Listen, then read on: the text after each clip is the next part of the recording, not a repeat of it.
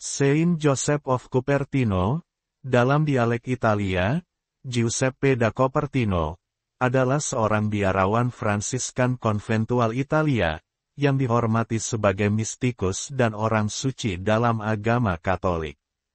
Menurut catatan sejarah Fransiskan, dia sangat tidak pandai, tetapi mengalami pengangkatan yang ajaib dan penglihatan yang luar biasa sepanjang hidupnya, yang membuatnya menjadi sasaran cemoohan. Hidupnya sangat menderita, penuh hinaan, kemiskinan, ketidakberuntungan, serta kebencian yang membuat dia frustasi akan dirinya sendiri. Dia melamar dari satu biara ke biara lainnya, selalu ditolak karena dianggap tidak mampu, tidak pandai, abai, dan tidak pernah menjalankan tugasnya dengan benar.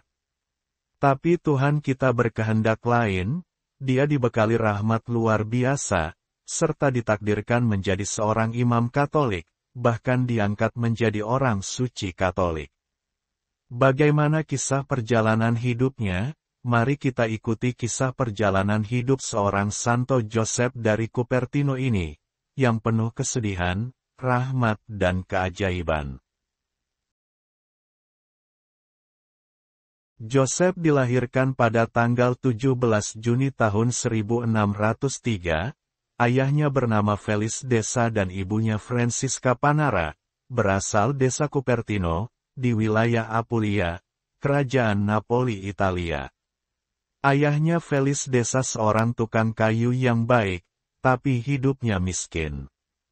Felis Desa meninggal sebelum Joseph lahir, dan meninggalkan sejumlah hutang. Pada saat putranya lahir, rumahnya berada di tangan jurusita, dan barang-barang miliknya habis dijual. Joseph dilahirkan di sebuah gudang di belakang rumah, tempat ibunya bersembunyi karena malu. Dia dibaptis di gereja Our Lady of the Snow di Cupertino, dengan nama Joseph Mary. Joseph tumbuh sebagai anak yang tidak pandai, dia juga kekurangan makan, sakit-sakitan, bisa dikatakan dia adalah manusia yang tidak beruntung dan penuh penderitaan. Tubuhnya rapuh, gampang tertular penyakit, bahkan seringkali dia berada di ambang kematian. Joseph mempunyai sifat pemarah dan watak yang keras, membuat keadaannya menjadi lebih sulit. Dia selalu disalahkan, dan untuk setiap pelanggaran, ibunya selalu menghukumnya tanpa ampun. Ketika dia berusia kurang dari 7 tahun, dia menderita mah yang tidak kunjung sembuh, dan ibunya semakin benci terhadapnya, dan ibunya menganggapnya menjadi beban bagi keluarga. Di masa sekolah Joseph menderita bisul ganas di punggungnya, yang dideritanya selama 5 tahun. Dia disembuhkan seorang biarawan di gereja Our Lady of Grace di Galaton, dengan mengolesi bisul itu dengan minyak dari lampu yang menyala di hadapan patung Bunda Maria. Karena dia tidak mempunyai kemampuan mengerjakan sesuatu apapun dari pelajarannya, dia magang di tempat pamannya, seorang pembuat sepatu. Joseph tidak pernah perhatian pada tugasnya, terlalu asyik dengan hal-hal lain. Dia tidak pernah belajar membuat atau memperbaiki sepatu. Pada usia 8 tahun Joseph mendapat penglihatan yang luar biasa, saat berada di sekolah, dan hal ini terulangi beberapa kali. Anak-anak melihat dia melongo dan menatap kosong, seperti kehilangan segala hal tentang dirinya. Teman-temannya memberinya julukan, Bocca Aperta, yang artinya mulut ternganga. Akhirnya suatu hari, di tengah kehidupan tanpa tujuan ini, saat Joseph berumur 17 tahun, datanglah seorang saudara pengemis ke desanya. Seketika itu muncullah sebuah ide baru di benak Joseph. Dia tidak bisa menjadi apapun di dunia ini, karena dia tampaknya tidak mampu mempelajari apapun. Tapi tentunya dia setidaknya bisa menjadi seorang biarawan, dan pergi mengemis roti. Otak tidak diperlukan untuk kehidupan seperti itu, dan mengenai kehidupan itu sendiri, ia menariknya dengan daya tarik yang aneh, karena memiliki cita-citanya sendiri. Oleh karena itu, ia meminta bantuan pamannya, Pastor Francis Desa, untuk bisa bergabung dengan ordo tersebut. Namun, Pastor Desa menganggap keponakannya ini tidak layak menjadi imam, karena kurangnya pendidikan dan ia tidak mau menerimanya. Dia dengan mudah diberi izin untuk pergi dari rumahnya, dan mencoba untuk masuk ke biara, tapi tidaklah mudah. Dia belum mempunyai pengetahuan apapun yang sesuai, dan karena itu tidak dapat diterima, ada banyak alasan lain yang mudah diungkapkan. Dia melamar dari satu biara ke biara lainnya, dan semua pintu segera tertutup baginya. Joseph tidak berkecil hati, dan merasakan ketertarikan yang kuat terhadap Santo Fransiskus. Ia pun pergi bersama beberapa temannya, ke provinsial saudara Kapusin kecil, untuk meminta agar diterima sebagai saudara awam. Ia diterima dan dikirim ke novisiat di Martina Franca pada bulan Agustus tahun 1620. Di sini ia diberi nama Frater Stephen. Tapi itu pun tidak lama, saudara-saudaranya mendapati dia hanyalah sebagai ujian atas kesabaran mereka. Bukan saja dia sangat sulit untuk diajar, namun sifat saleh dan abstraksinya, yang ada dalam dirinya sejak awal. Dia bisa tiba-tiba berdiri diam di tengah suatu pekerjaan, dan melupakan segalanya. Dia juga bisa berlutut di tempat yang paling tidak terduga sama sekali, seperti ekstasi dan tidak menyadari segala sesuatu di sekitarnya. Ketika dia sedang mencuci piring di dapur, atau dia mungkin membawa makanan ke ruang makan, bila tiba-tiba ekstasinya muncul, maka semuanya akan hancur berkeping-keping di lantai. Dengan harapan dapat menyembuhkannya, potongan-potongan piring yang pecah itu diikatkan pada dirinya, dan dibawanya kemana-mana, sebagai penebusan dosa, sebagai penghinaan, sebagai pengingat untuk tidak melakukan hal yang sama lagi, namun tidak juga membuat dia sembuh. Ia bahkan tidak bisa dipercaya untuk menyajikan rotinya, karena ia lupa perbedaan mana roti coklat dan mana roti putih. Karena dirasa tidak ada gunanya, selama tinggal di biara, baik secara materi dan rohani, akhirnya dia pun diusir pergi. Hari itu, seperti yang dia nyatakan, adalah hari tersulit sepanjang hidupnya. Sepertinya segala sesuatu di langit dan di bumi, telah bersekongkol untuk menghalanginya, itu yang selalu dia ingat. Dia sering mengatakan bahwa ketika mereka mengusirnya, ia merasa seolah-olah mereka telah merobek kulitnya, tapi ini bukanlah akhir dari masalahnya.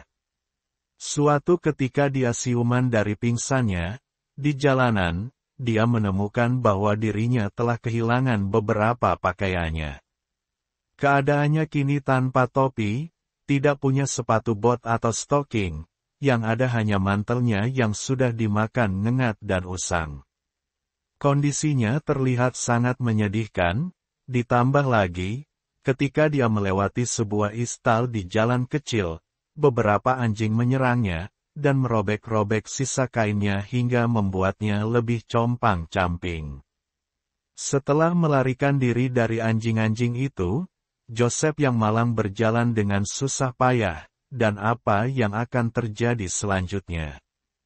Ketika dia melewati beberapa gembala yang sedang menggembalakan domba, mereka menganggapnya sebagai orang jahat yang berbahaya.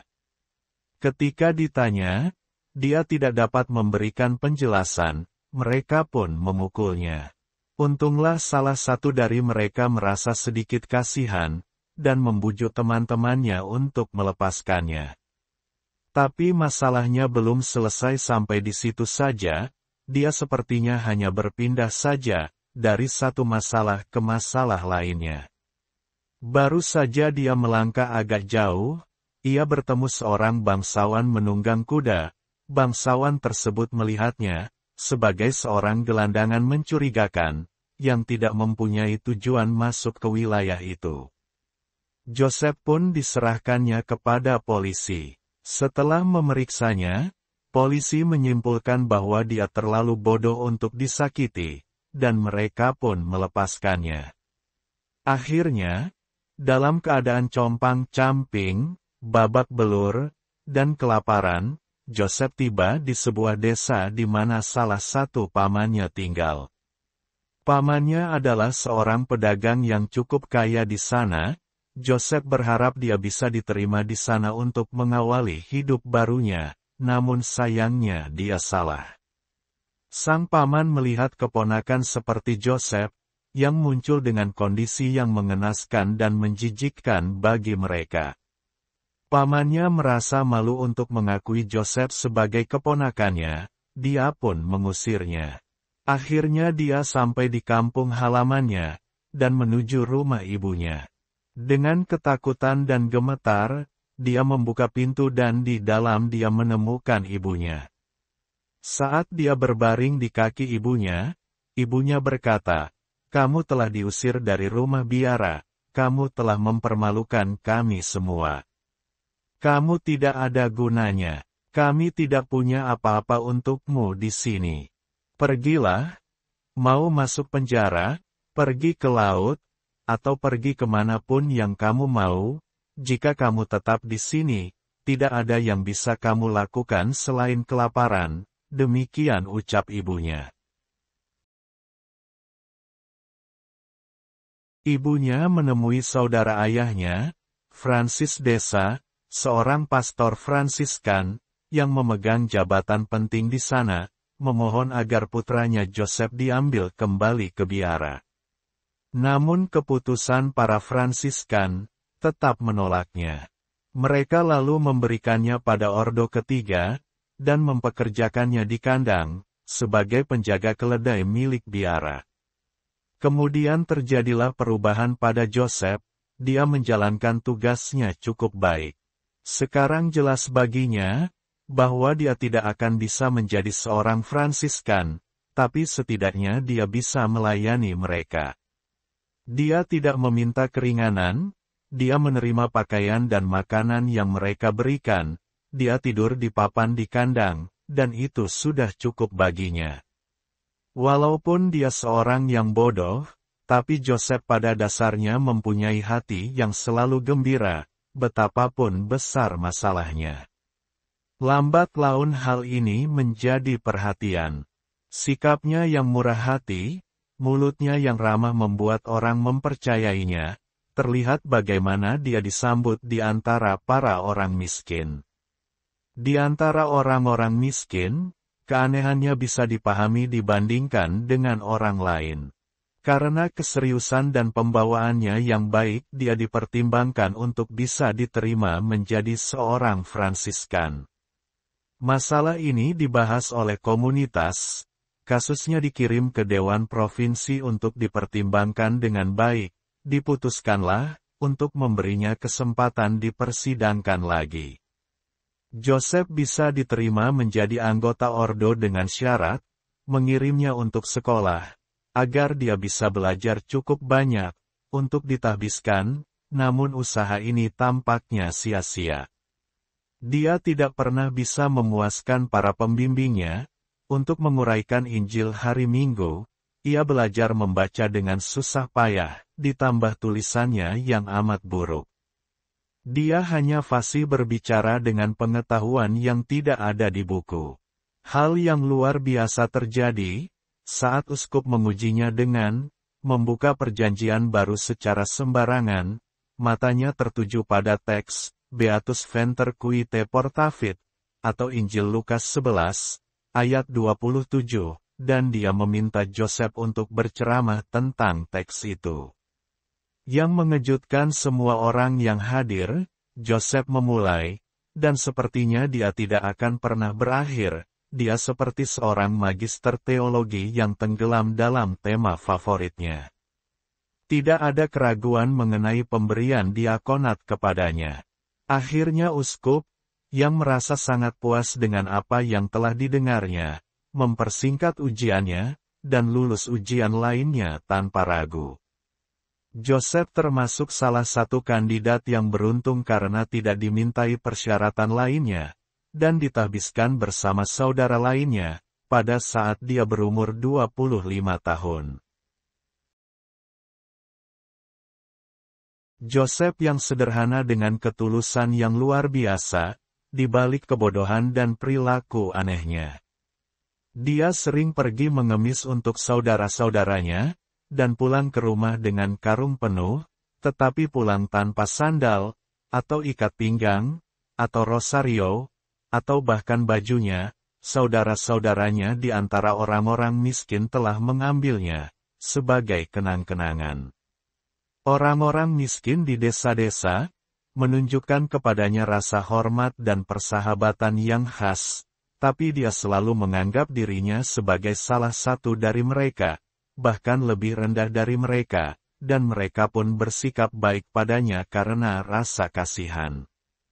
Terlepas dari jabatannya sebagai imam, dia akan turun ke dapur dan mencuci piring, dia akan menyapu koridor dan asrama, dia akan melakukan pekerjaan paling kotor yang diabaikan orang lain, dan ketika pembangunan di biara sedang berlangsung, dia akan mengangkat batu-batu dan mortar. Ada banyak hal yang luar biasa terjadi padanya, karunia luar biasa untuk melihat Tuhannya dan hal-hal gaib lainnya, yang sebenarnya sudah ada dari sejak kecil, yang membuat dia tersesat dalam keajaiban. Semuanya kini ketika dia menjadi seorang biarawan dan juga seorang imam, penglihatan itu semakin kuat. Dia sering tenggelam dalam ekstasi, terpaku diam seperti patung, dan harus disadarkan oleh saudaranya dengan peniti dan bara api, sampai-sampai tangannya terlihat dipenuhi luka bakar.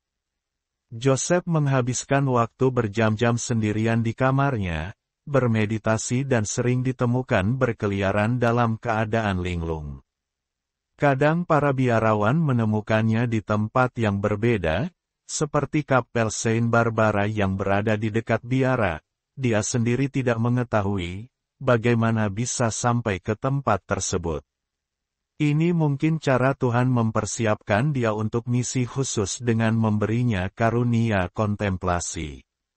Pada tanggal 4 Oktober tahun 1630 penduduk kota Cupertino mengadakan prosesi untuk menghormati Santo Fransiskus dari Assisi.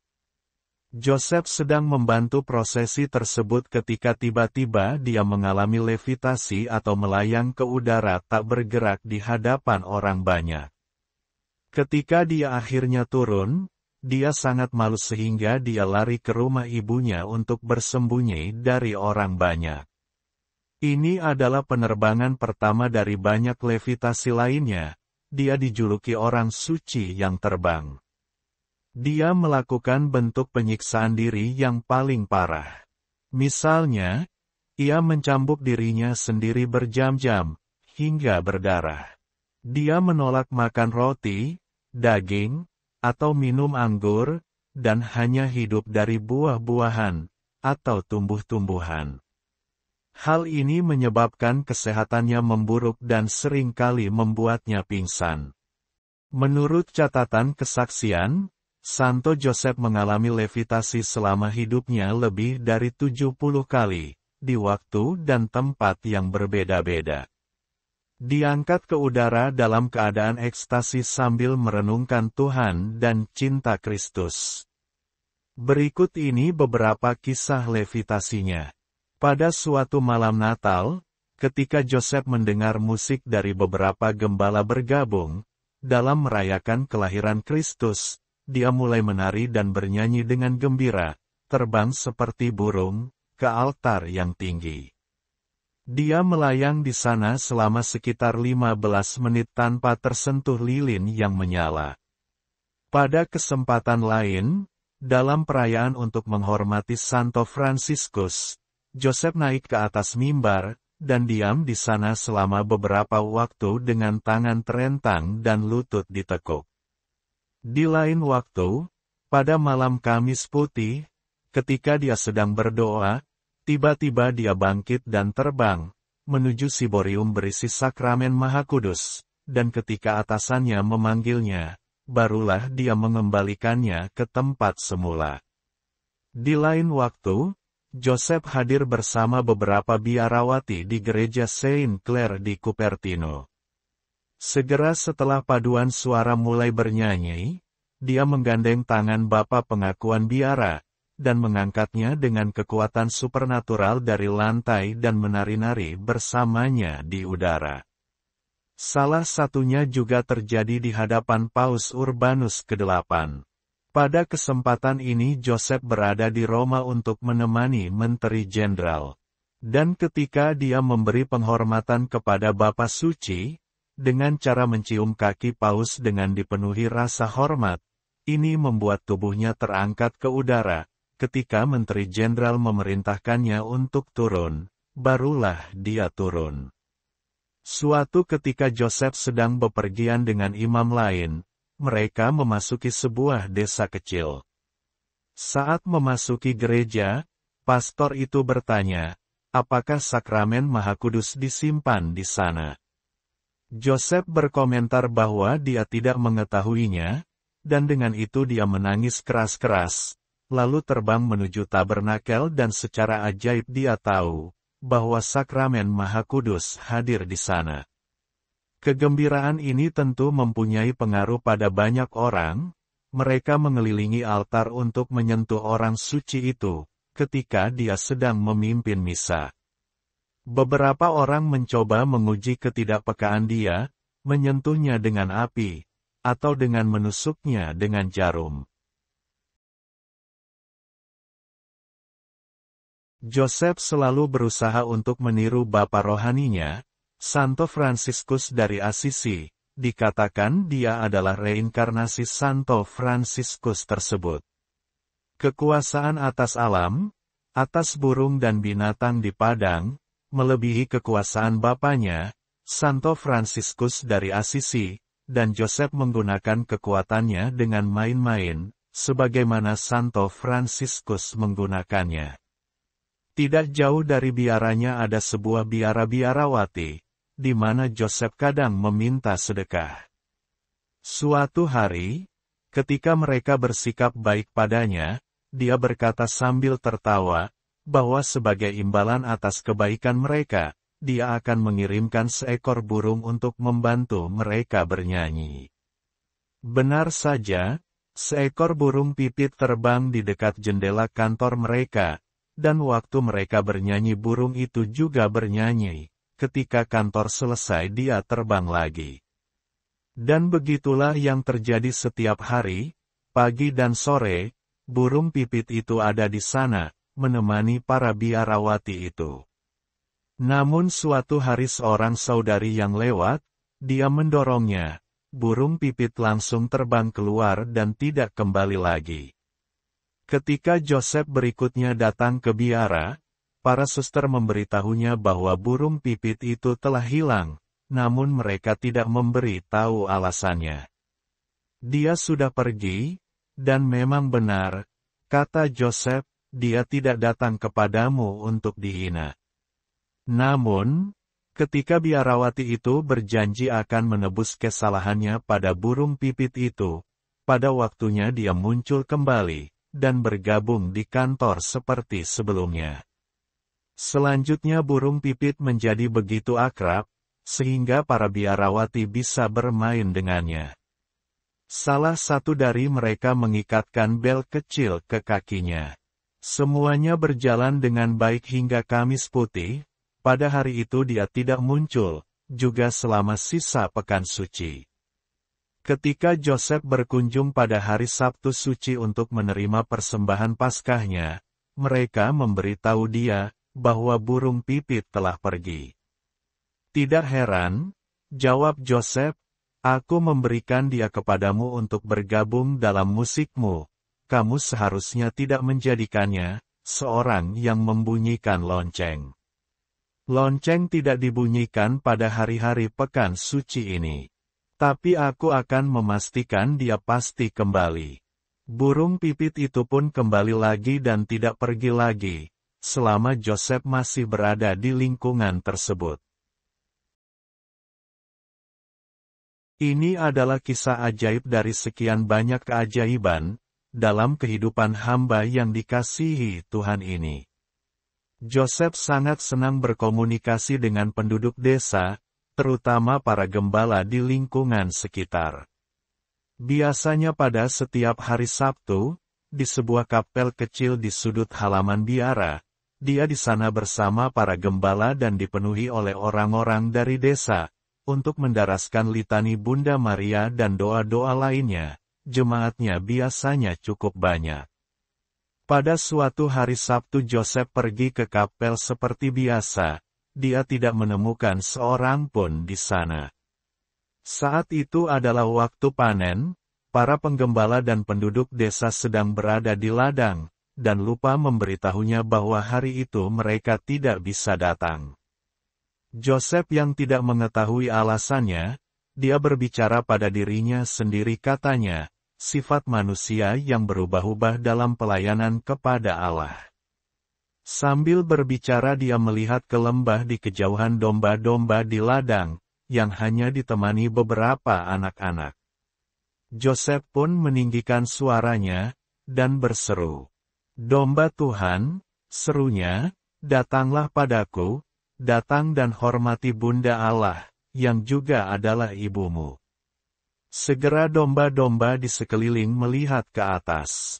Mereka pun meninggalkan padang rumput, mereka melompati pagar tanaman dan parit, membentuk kelompok yang teratur, dan berkumpul mengelilingi Joseph di pintu kapel.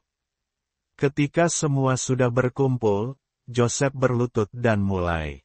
"Kyrie eleison." "B," jawab domba. "Christe eleison." "B," jawab domba lagi. "Santa Maria." "B." Demikian seterusnya, hingga litani selesai. Kemudian Joseph berdiri dan memberkati jemaatnya, dan domba-domba itu kembali ke padang rumputnya seolah-olah tidak ada hal aneh yang terjadi.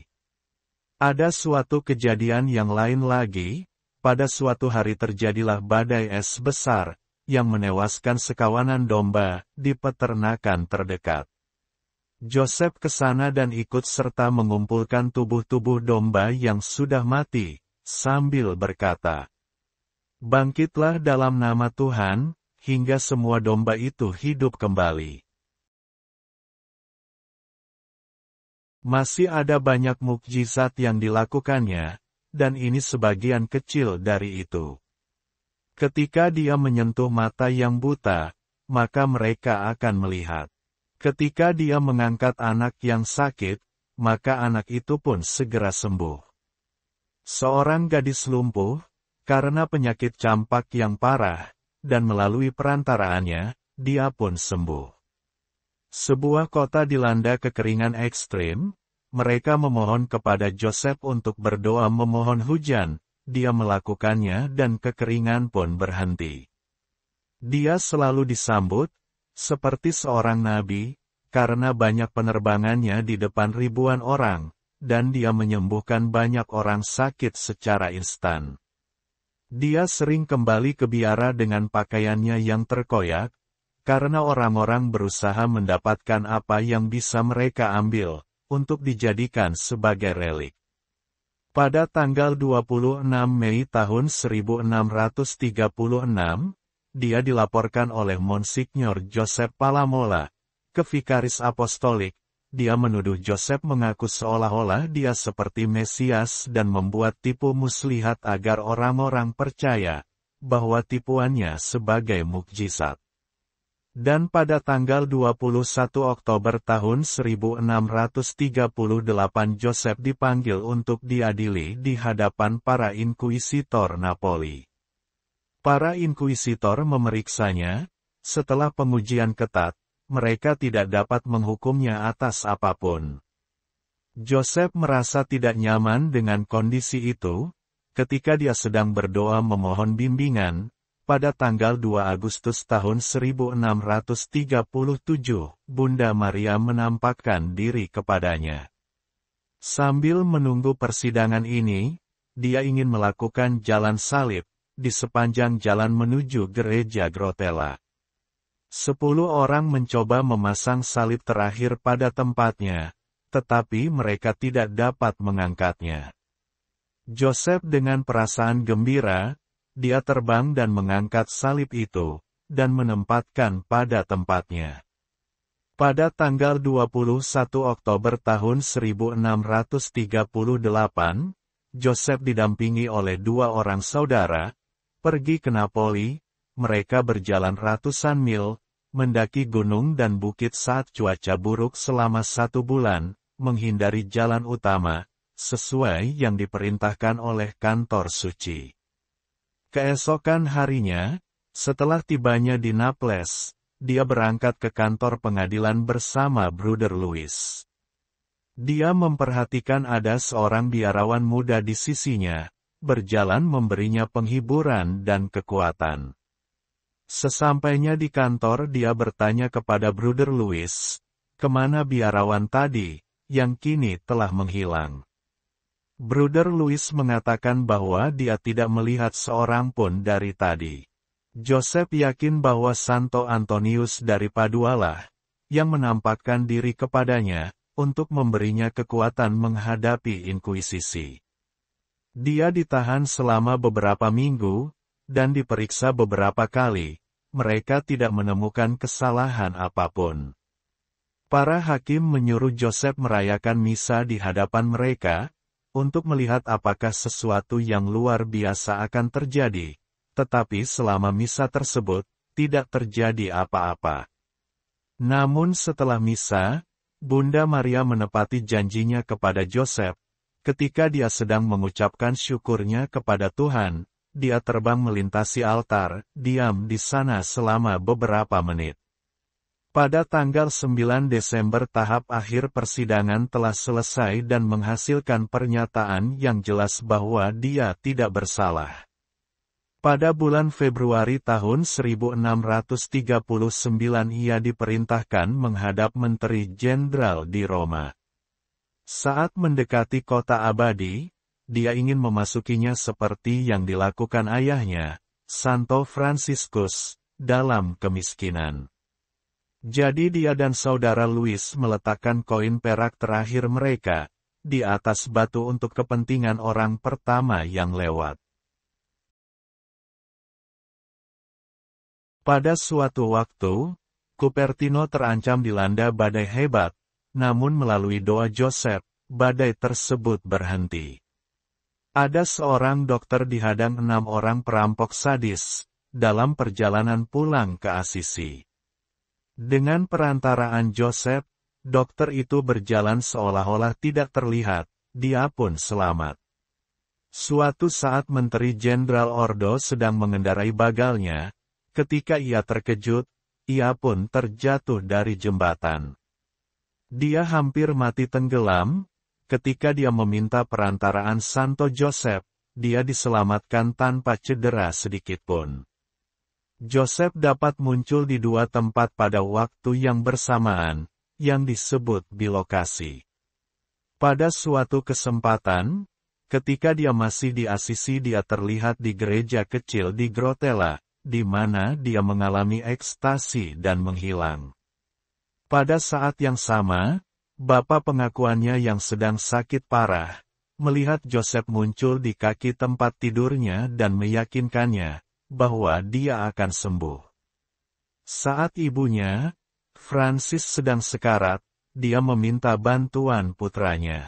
Orang-orang yang hadir melihat seberkas kilat menyinari jendela, dan terlihat Francis sepertinya sedang berbicara dengan seseorang, kemudian dia pun meninggal sambil berbisik, "Oh, Joseph, anakku." Kepada seorang wanita yang meminta Joseph mendoakan kedua putranya, yang akan menerima gelar doktor, dengan jujur Joseph mengatakan, bahwa sebentar lagi kedua dokter itu akan berada di surga. Dan beberapa hari kemudian kedua putranya itu meninggal. Suatu pagi dia datang ke gereja untuk mengadakan misa, tiba-tiba dia mengumumkan bahwa Paus telah meninggal pada malam itu, dan itu terjadi. Ada juga dia membuat pengumuman yang sama, untuk kematian Paus Urban ke-8 dan Paus Innocent X.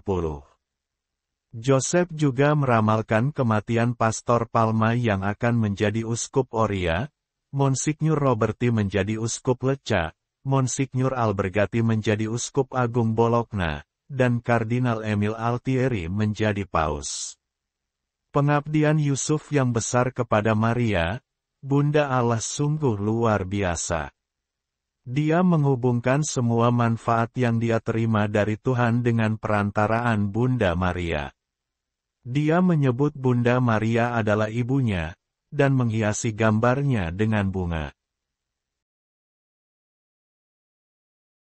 Atas arahan Paus, Menteri Jenderal mengirim Joseph ke biara di makam Santo Franciscus dari Assisi. Hal ini membawa sukacita besar bagi Joseph, yang selalu bermimpi untuk tinggal di Assisi, dekat makam bapa serafiknya. Dia meninggalkan Roma setelah Paskah, pada tanggal 24 April dan tiba di Assisi pada akhir bulan.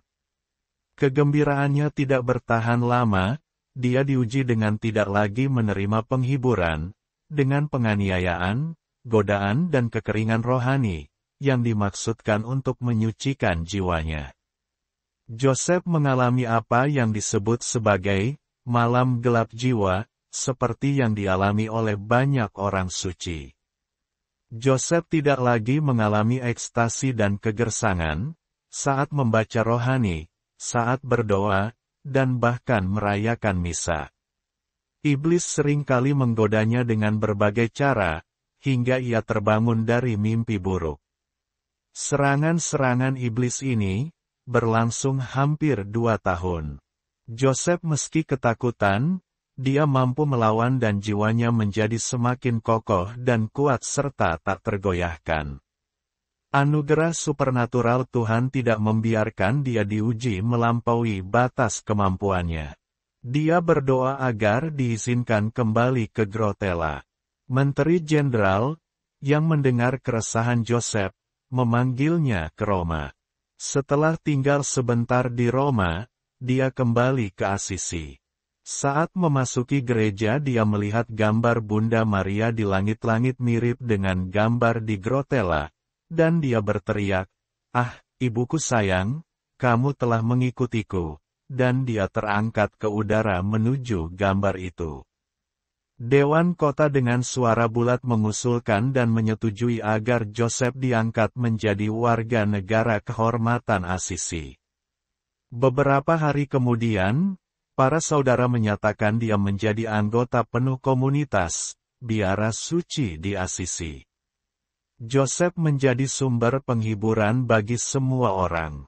Joseph tinggal di Assisi selama 9 tahun di mana dia menghabiskan seluruh harinya dalam doa.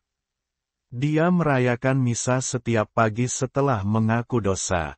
Menjelang malam, dia diam-diam pergi ke Basilika untuk berdoa di depan makam Santo Franciscus, atau Sakramen Maha Kudus, atau di depan patung Bunda Maria, seringkali sampai tengah malam. Misa biasanya berlangsung selama 2 jam, meskipun pada hari-hari raya yang lebih umum bisa berlangsung hingga 5 jam. Pada saat misa itulah Tuhan mengungkapkan kepada Joseph kekuatan ilahinya. Dia terbang, dia jatuh, dia menari, dan dia menangis. Aku mengabdi kepada Tuhan bukan demi surga, atau karena takut neraka, tapi demi Tuhan sendiri. Joseph mengatakan itu, kemudian ia memeriksakan diri ke dokter, karena nyeri di dadanya, dan ternyata tulang rusuknya merenggang karena cintanya yang kuat dan membara kepada Tuhan. Dia sering mengalami ekstasi, ketika dia melihat gambar, atau mendengar nama Bunda Suci pelindungnya. Tanggal 8 Desember tahun 1642, Joseph melakukan penerbangan terbesarnya, tepatnya Hari Raya Santa Perawan Maria di Kandung tanpa noda. Paus Innocentius ke-10, ketika mengetahui banyaknya karunia langka yang dimiliki Joseph, dan banyaknya orang yang pergi ke Asisi untuk mengunjunginya, memutuskan bahwa yang terbaik adalah menyingkirkannya, demi menjaga kesuciannya. Dia disarankan dibawa ke salah satu pertapaan Kapusin, yang ada di Pietarrubia. Pada tanggal 23 Juli tahun 1653, ia memulai perjalanannya. Meskipun dia tidak tahu kemana dia akan pergi, dia menaruh kepercayaan penuhnya kepada Tuhan yang menunjukkan lewat mimpi, bahwa dia akan tinggal di biara Kapusin di puncak gunung. Dalam perjalanan ini, di salah satu rumah tempat ia bermalam, seorang gadis muda yang demam tinggi, disembuhkan melalui doanya. Di tempat lain, dia bertemu seorang tukang batu yang menjadi lumpuh bertahun-tahun sebelumnya. Lalu Joseph memberinya berkat, dan lelaki itu pun pergi dengan berjalan sendiri. Setibanya di Pietarrubia, sebuah desa kecil di puncak bukit yang curam, Joseph melihat pertapaan Saint Lawrence dan menyadari bahwa inilah yang dia lihat dalam mimpi. Dia ditempatkan di bawah penjagaan Pastor John Baptist dari Montegrimano, yang diberi instruksi tegas, bahwa Joseph tidak boleh bergaul dengan siapapun, kecuali Kapusin, dan tidak boleh menulis, atau menerima surat.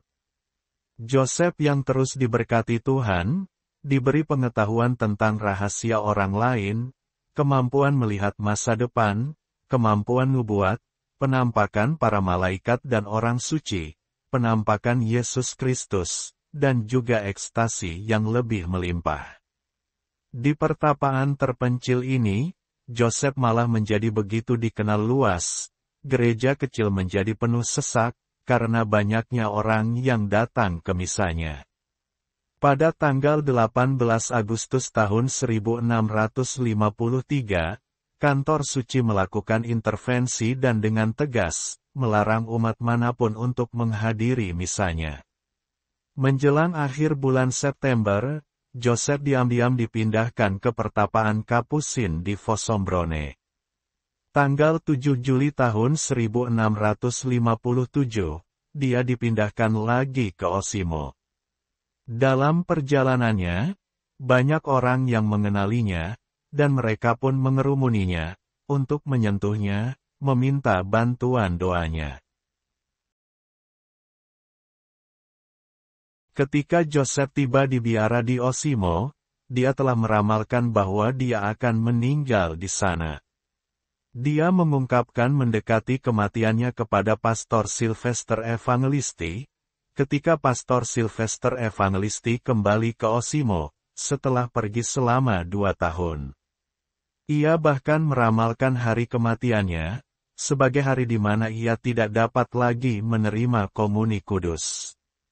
Pada tanggal 10 Agustus tahun 1663, dia terserang demam hebat.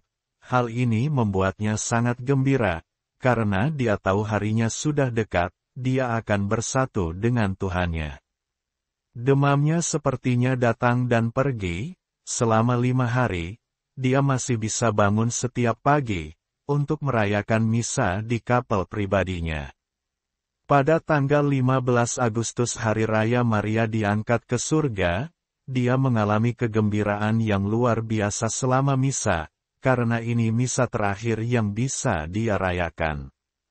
Pada awal bulan September kesehatan Joseph tampak membaik, namun pada tanggal 6 September penyakitnya kambuh lagi. Pada pagi hari tanggal 12 September meskipun dia sangat lemah, ketika mendengar suara lonceng yang dibunyikan untuk mengumumkan kedatangan Kristus dalam komuni kudus, dia melompat berdiri dan berlari ke arah imam. Kemudian dia masuk dalam keadaan ekstasi selama 15 menit, dan akhirnya harus digendong kembali ke tempat tidurnya. Pada tanggal 16 September kekuatan Joseph telah hilang sepenuhnya. Lidahnya menjadi sangat bengkak sehingga dia hampir tidak bisa berbicara. Keesokan harinya, dia hampir tidak bisa menerima hosti kecil, yang dia persembahkan kepada Paus dan gereja. Kondisinya menjadi lebih buruk, dan pemberian minyak penyucian yang ekstrem pun dilakukan. Ketika dia menerimanya, dia punya satu permintaan yang ingin dia sampaikan, yaitu agar jenazahnya dikuburkan di suatu sudut yang terpencil, agar jenazahnya dilupakan. Pada hari Selasa tanggal 18 September karena mulut kering dan lidah bengkak, Joseph tidak mungkin menerima komuni kudus. Kemudian sesaat sebelum tengah malam, sambil tersenyum, dia melakukan penerbangan terakhirnya dan yang paling menggembirakan menuju Tuhannya, pada usia 60 tahun. Pada tanggal 19 September, orang-orang memadati kapel biara untuk penghormatan terakhir. Tanggal 20 September pagi jenazahnya dimakamkan di Kapel Santa Perawan Maria di Kandung tanpa noda. Kepala biara dan atasan Joseph memutuskan untuk membalsam jenazah Joseph. Mereka terkejut ketika mengetahui bahwa jaringan yang berada di sekitar jantung tampak menyusut menjauh dari jantung. Jantungnya sendiri kering dan layu, dan tidak mengandung darah. Penjelasannya adalah berkali-kali dalam hidupnya, Joseph memohon kepada Kristus untuk mengambil hatinya, dan membakarnya. Inilah bukti cintanya yang membara kepada Kristus. Pada pesta Saint Matias, tanggal 24 Februari tahun 1753, Joseph dari Cupertino dibeatifikasi secara khidmat oleh Yang Mulia Paus Benediktus ke-14 di Basilika Vatikan, dan ia menerima gelar terberkati Santo Joseph, dikanonisasi pada tanggal 16 Juli tahun 1767 oleh Paus Clemens ke-13 di Basilika Vatikan. Paus Benediktus memproklamasikan tanggal 18 September sebagai Hari Raya Santo Joseph dari Cupertino. Demikianlah kisah ajaib Santo Joseph dari Cupertino, yang dianggap sebagai orang yang tidak pandai dan tidak beruntung, tapi penuh rahmat yang luar biasa dan karunia ajaib.